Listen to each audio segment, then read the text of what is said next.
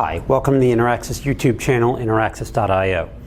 We're going to talk today about another incentive structure that has developed in the decentralized finance world, and that is pools, sometimes called liquidity pools, mining pools, whatever you want to call them. But it's this incentive structure that's been built up out of necessity, and it's really become a great source so far of income.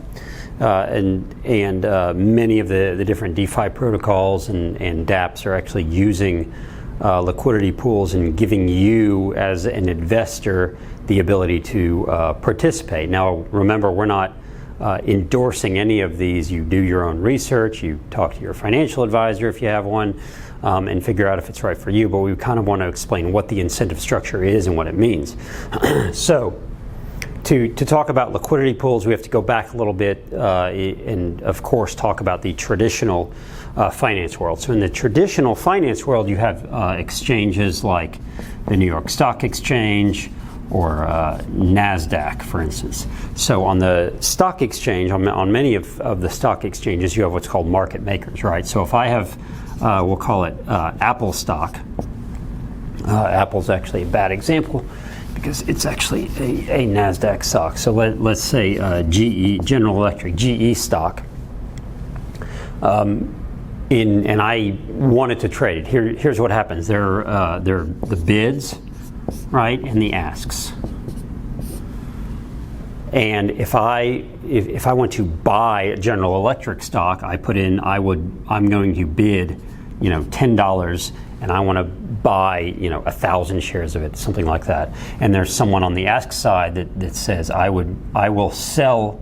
I'm asking, say, $11 for 10,000 shares, and we have to meet in the middle. Well, what's happened, and a lot of what you see when you watch on TV, and you've seen actually the New York Stock Exchange, is the market makers.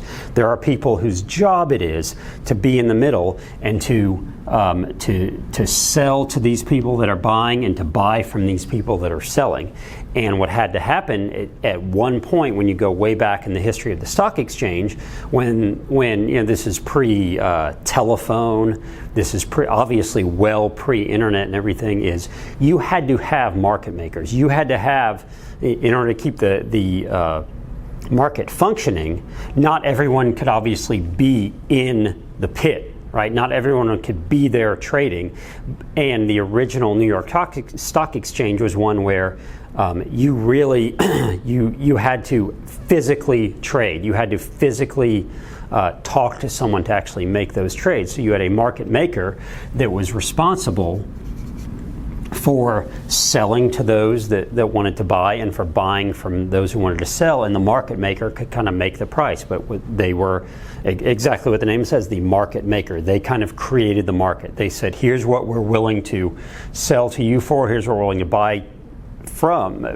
for, and they did that based on looking at what all these bids and asks were and kind of determining the price. But then this market maker was in the middle and willing to take from both sides and make a tiny, tiny piece of all of it. That's what the market maker was, and it was a vital part of the original New York Stock Exchange, because it was pre-internet, pre-telephone, it's kind of like the telegram era, and it was incredibly vital, because we didn't have an electronic way, an easy way to match up buyers and sellers. So you had to have a market maker in the middle, and the market maker made a very, very small margin. Still does. It's the market maker still exists. Fast forward to NASDAQ, right, which is more of an electronic system that can actually match up. So again, now go back to my Apple. You have bids and you have asks, and it can actually match these up. And now you see trading terminals, of course, where you can actually see all these different bids and all these different asks, and how many shares at each bid price and how many shares at each ask price. And you can actually look at that and determine where you think the stock is going to go. But they can be matched up electronically. So there are plenty of buyers, plenty of sellers, and it actually kind of matches up the prices electronically. So there's this marketplace where if I want to buy Apple stock, I come in and I say, I want to buy 1,000 shares of Apple at this price, and it slots me into wherever that is in the list of bidders for Apple stock.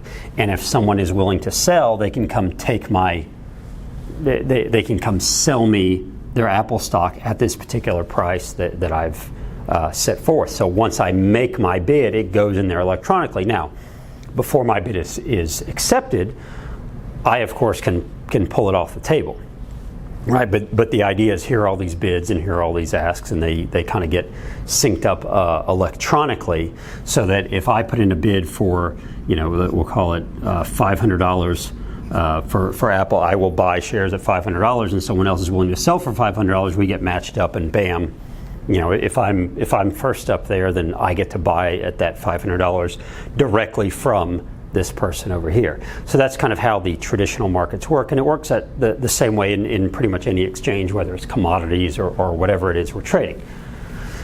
So fast forward now to the crypto world, right? And this is a lot of backstory to tell you where we are now with the liquidity pools, right? So fast forward a little bit to the crypto world, and you have the crypto exchanges. Now these were not, and I'm talking about the centralized exchanges, right? This is the Binance, Bittrex, Coinbase, especially Coinbase Pro, and those. Now these are the centralized exchanges where if I go buy Bitcoin, right? Let's say I buy Bitcoin on Coinbase, because this is what I actually did at one point, bought it on Coinbase, moved it over to Binance because I wanted to trade some of the other altcoins at some point in my life. Don't ask me why I wanted to do that. But I would have my Bitcoin, and I'd go into one of the exchanges for, say, one of the altcoins, and we'll call it Cardano, okay? And what you would see here is the same thing, right? The bid and the ask. And it worked kind of like NASDAQ, right? It was a centralized system. Now remember, on Binance or Coinbase or Bittrex or any of these other exchanges, they're centralized. Therefore, it's not my wallet. I don't actually own this. I don't have custody. Whether it's Coinbase or Binance, they're having custody. They're just making an accounting entry essentially for my shares or my tokens, my coins, right? So this is basically an accounting entry. But there's this exchange that says if I want to buy Cardano for whatever 0.00001 Bitcoin, and there's someone on the ask, it will automatically match us up, right? If someone's willing to sell it for the same price I'm willing to buy it, a certain number, then we get matched up. Now, there were exchanges that were kind of all over the world. They were pseudo-regulated, regulated in some places and not others. They work 24/7. On some of these cryptocurrencies, some of these altcoins, they had very, very low volume. They might have low volume at certain asks or certain bids, so that's why you sell that volatility, right? Because if there were, if I came in here with a whole bunch of money and said I want to buy 100,000 Cardano token, ADA tokens, there might not be enough people to sell all the way down here, and by buying all these, I might have taken out all these sellers, and I've just moved the price way up, right? So that's why you have some of that volatility, because if someone comes in with a bunch of money, they can move the price either way. Likewise, if I wanted to sell all 100,000, I might take out all these people willing to buy, and all of a sudden I've moved the price way down.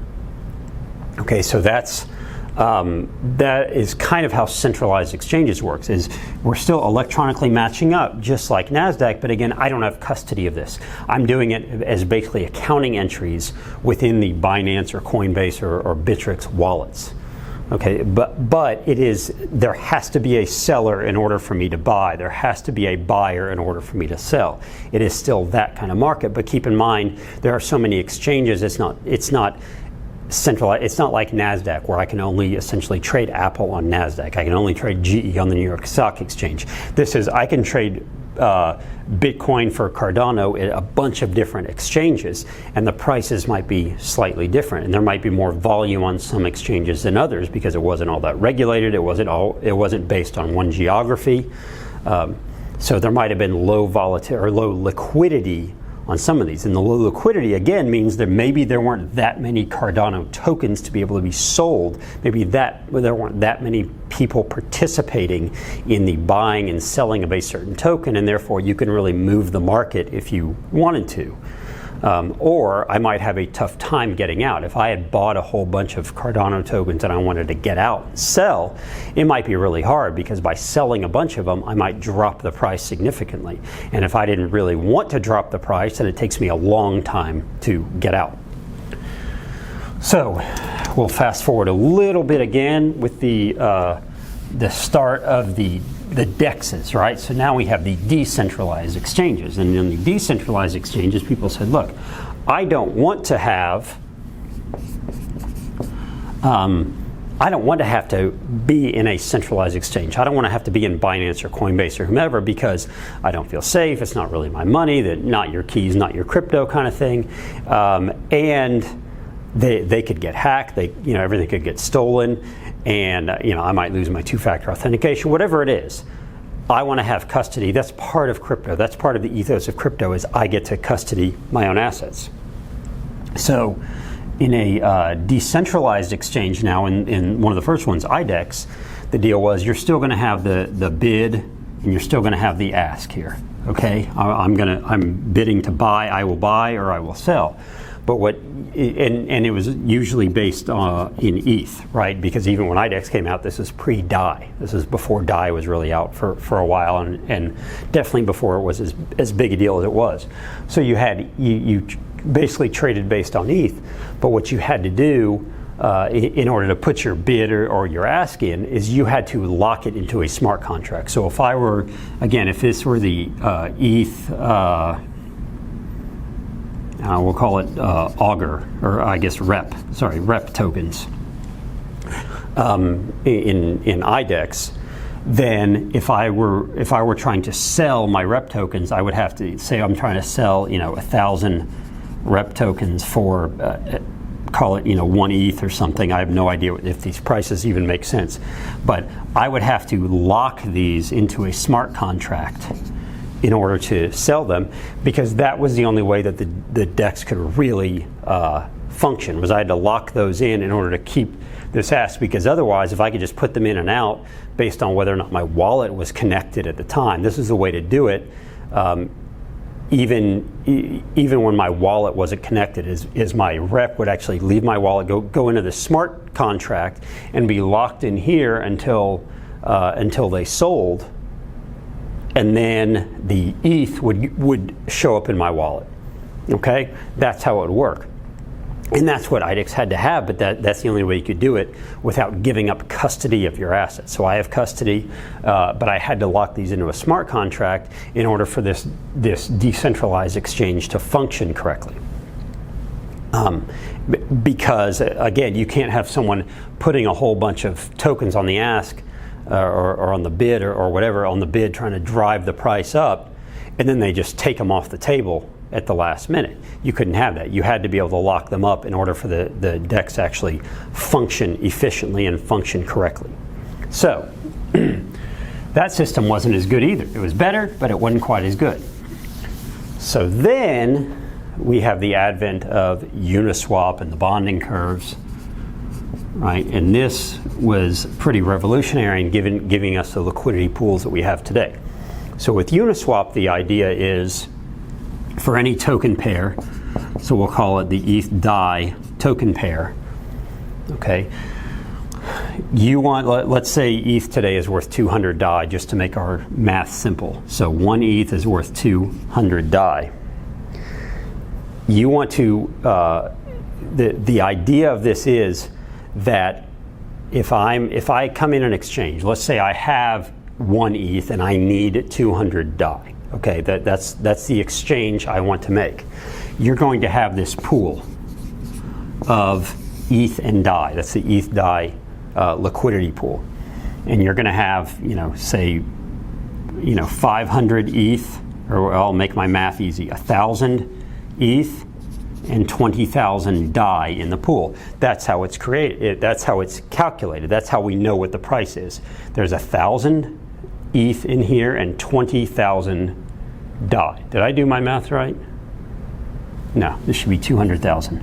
200,000 DAI and 1,000 ETH in the pool. Okay, now if I want to put my DAI, my ETH in and take out DAI, I go into the pool and I say, here's the swap I want to make. I put my 1 ETH in, I take out 200 DAI, and that's the swap that is made. So now there's 1,001 ETH and 200 or 199, what did I say, 800 DAI. Okay, now that doesn't significantly change the price. It changes the price very, very slightly. So that is what is in the pool.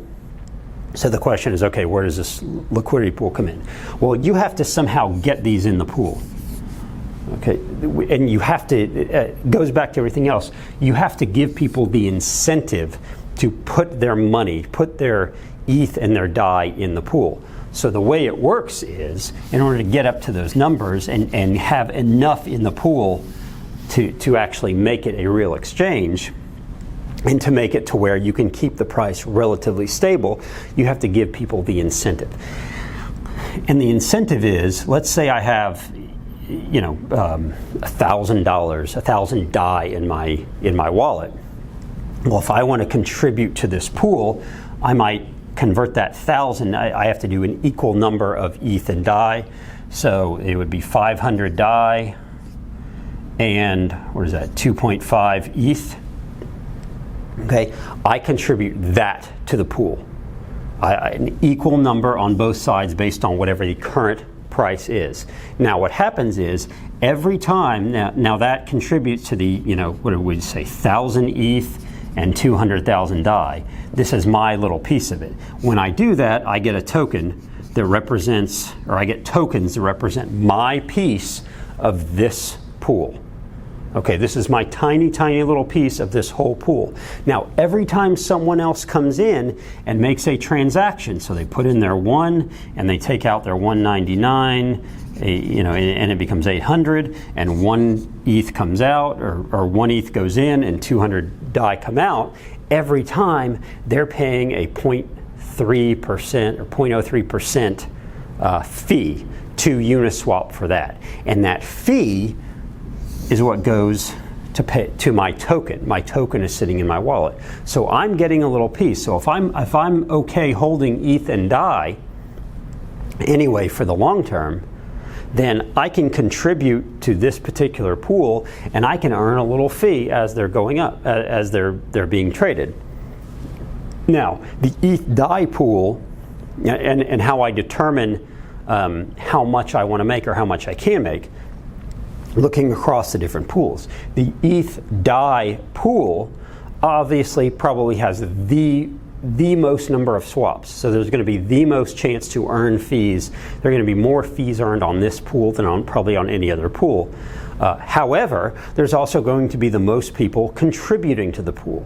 So I'm going to get quite a lot of the little transaction fees. There are going to be quite a few transactions, but I'm only a much, much, much smaller percentage of the pool. And obviously these numbers are a little bit ridiculous. There's so much more than that in there, but I'm going to have, you know, tokens representing a very, very, very small piece of a huge pool that has a whole lot of transactions. Alternatively, I can go into, you know, some pool that, you know, that has ETH and some other crypto that, you know, doesn't have a whole lot of transactions to it, and I might have a much larger piece of that pool, but there aren't going to be nearly as many transactions on it.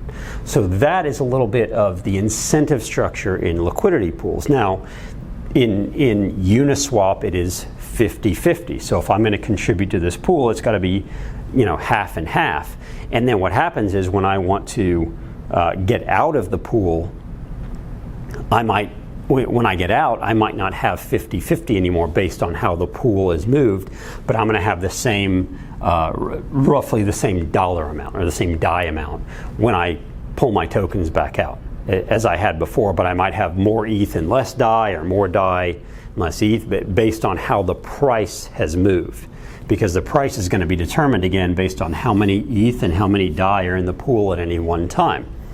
And this is going to be kind of, there's going to be some arbitrage abilities when you look across the price in the centralized exchanges versus the decentralized exchanges. There might be some arbitrage ability. But this is how you make this truly decentralized, is you give people the incentive to contribute to these liquidity pools.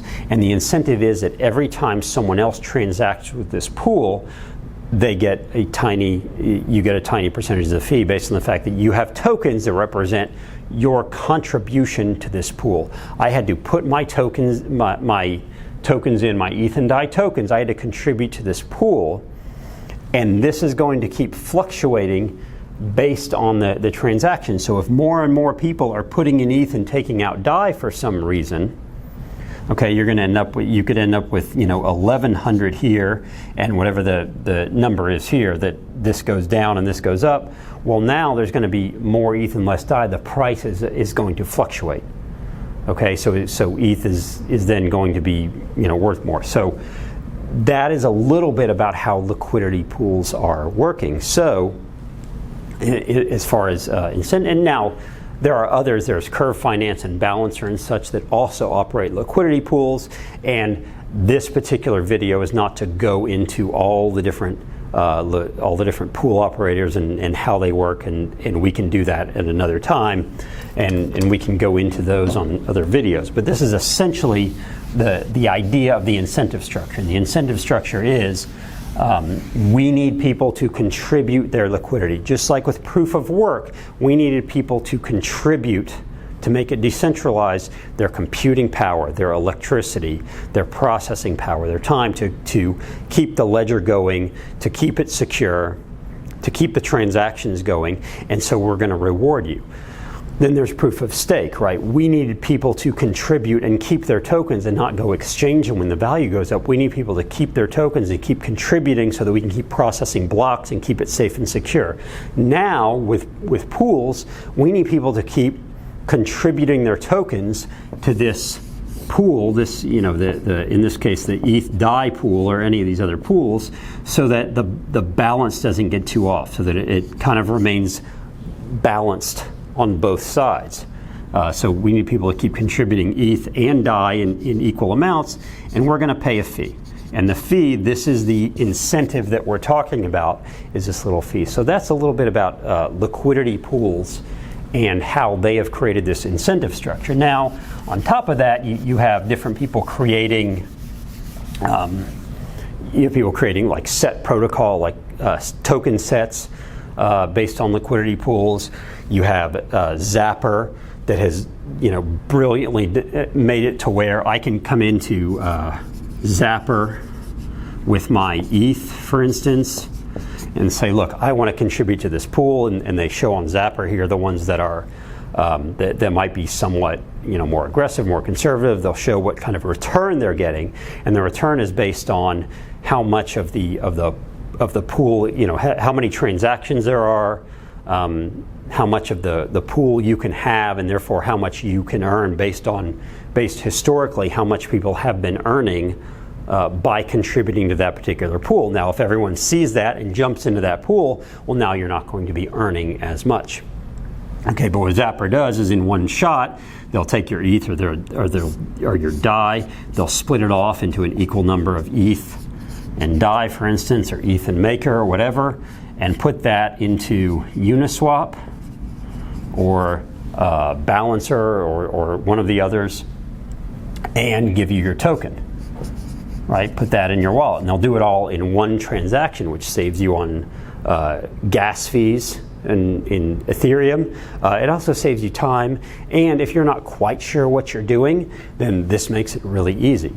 Again, not to like pitch Zapper, but they kind of invented this, right? The one-stop transaction to get into these liquidity pools, and now they have other options that we can go into at another time. But again, this is the incentive structure that was created that is new. It's taking what the market makers did years and years ago on the New York Stock Exchange and saying, we're going to give you the opportunity to be the market maker here and earn that fee just like the market maker did at some time, but we're going to make it a little different. You're going to earn such this small little fee. It's going to be a token that's sitting in your wallet, and as long as you're holding this asset anyway, whether it's ETH and DAI or ETH and Maker or DAI and Maker or whatever it is, you can actually contribute and earn an income. Okay, this is income. So we've talked before about kind of financial planning, how you look at as a financial planner. This is a way to earn income in the DeFi world.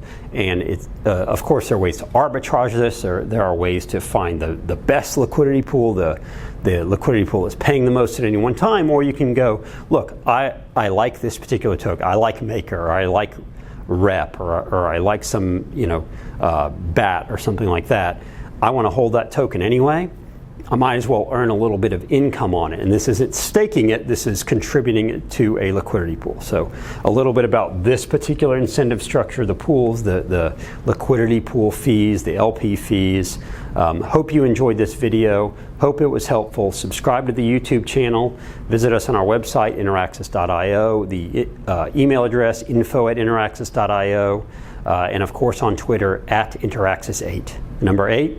And we hope to see you in the next video.